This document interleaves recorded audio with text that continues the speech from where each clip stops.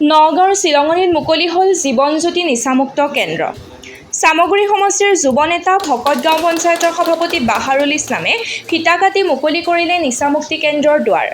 চিলঙনিত আজি জীৱনজ্যোতি নিচামুক্তি কেন্দ্ৰ নামৰ ড্ৰাগছ আসক্তসকলৰ বাবে এটি পুনৰ সংস্থাপন কেন্দ্ৰৰ ফিতা কাটি দুৱাৰ মুকলি কৰে চামগুৰি সমষ্টিৰ অন্তৰ্গত ভকত গাঁও পঞ্চায়তৰ সভাপতি বাহাৰুল ইছলামে। নিচা মুক্তি কৰাৰ উদ্দেশ্যেৰে এটা সুস্থ সমাজ গঢ়াৰ প্ৰয়াস এটা সামান্যতম প্ৰয়াস আমি আগবঢ়াইছোঁ, যাৰ দ্বাৰাই নেকি এই সমাজৰ যিসকল উঠি অহা য়ংষ্টাৰবিলাক আছে তেখেতসকল এই জীৱন বৰ্তমান অন্ধকাৰ দিশত গতি কৰিছে। গতিকে সেইটো দিশৰ পৰা আমি কেনেকৈ এটা সুস্থ স্বাভাৱিক জীৱনলৈ আমি আকৌ পুনৰাই আগৰ সুস্থ সমাজত ঘূৰাই আনিব পাৰোঁ, তাৰে এটা আমি প্ৰয়াস কৰিছোঁ, যাৰ দ্বাৰাই নেকি আমাৰ এই ৰিহাব চেণ্টাৰৰ দ্বাৰাই আমি এটা ট্ৰিটমেণ্ট পিৰিয়ড আছে গভৰ্ণমেণ্ট SOP মতেনে 90 দিন বা 120 দিন এটা ট্ৰিটমেণ্ট পিৰিয়ড। এই ট্ৰিটমেণ্টটো কমপ্লিট কৰিলে এটা পৰৱৰ্তী সময়ত এটা সুস্থ সমাজত সি বসবাস কৰিব পাৰে।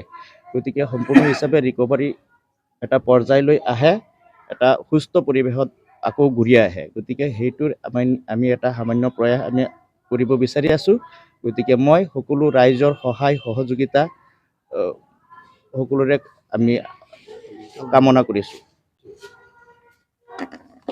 চিলঙনি চৌচলি অঞ্চলৰ গণ্যমান্য ব্যক্তিসকল লগতে মোৰ সাংবাদিক বন্ধুসকল, আজি আপোনালোকে সকলোৱে গম পাইছে চুয়েব আহমেদ আমাৰ ভাতৃ, আমাৰ চিলিণ্ডাৰ ভাইক আমাৰ নিজৰ ভাতৃ নিচিনা ৰিহাব চেণ্টাৰ খুলিছে। তেওঁ ৰিহাবৰ লগত জড়িত আছিল। আগতেও তেওঁ আৰু ঠাইত মুকলি কৰিছিল, এতিয়া আকৌ নতুনকৈ এটা ভাল ঘৰ লৈ পেলাই মুকলি কৰিছে।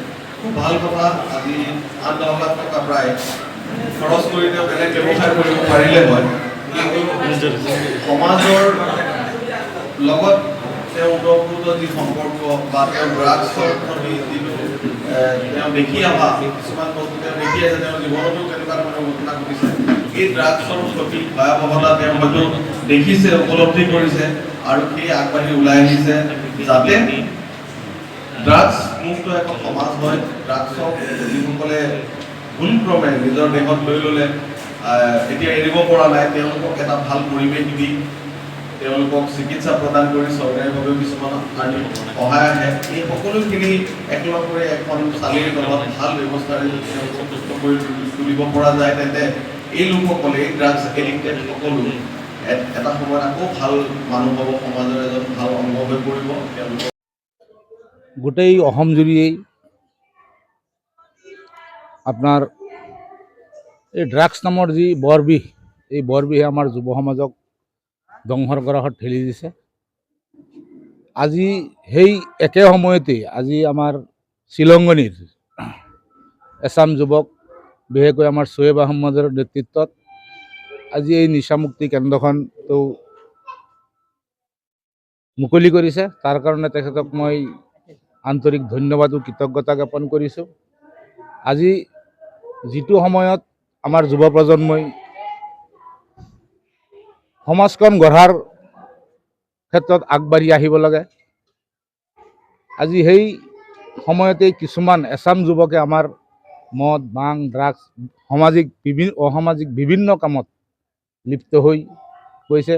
আৰু সেই একে সময়তেই আজি আমাৰ চিলঙনি গাঁৱৰ এইসকল যুৱক বন্ধুসকলে আজি যি পদক্ষেপ লৈছে তাক সঁচাই শলাগ ল'বলগীয়া।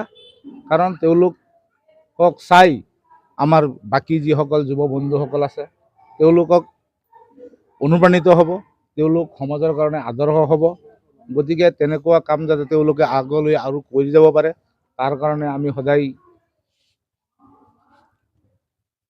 চেষ্টা কৰিম।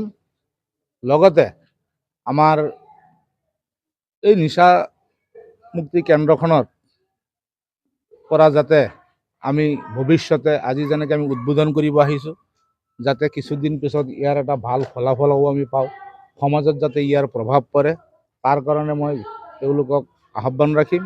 আৰু লগতে আমাৰ সমাজৰ যিসকল ব্যক্তি আছে, যিসকলে সমাজখনক নেতৃত্ব দিয়ে, যিসকলে ৰাজনৈতিক ক্ষেত্ৰখনৰ লগত জড়িত হৈ আছে, আজি সামাজিক বিভিন্ন অনুষ্ঠানৰ লগত যিসকল ব্যক্তি জড়িত হৈ আছে, তেওঁলোককো মই আহ্বান জনাম যে আপোনালোকো আপোনালোকৰ গাঁৱত, আপোনাৰ চুবুৰীত, আপোনাৰ সমাজত, আপোনাৰ পঞ্চায়তত সকলোৱেই নিজৰ নিজৰ জেগাত যাতে এই বস্তুৰ এই ড্ৰাগছ কেনেকৈ মুক্ত কৰিব পাৰি তাৰ কাৰণে অলপ প্ৰয়াস কৰে আৰু আমাৰ যুৱ সমাজে যাতে তাত সদায় সহযোগ কৰে তাকে মই কামনা কৰিম।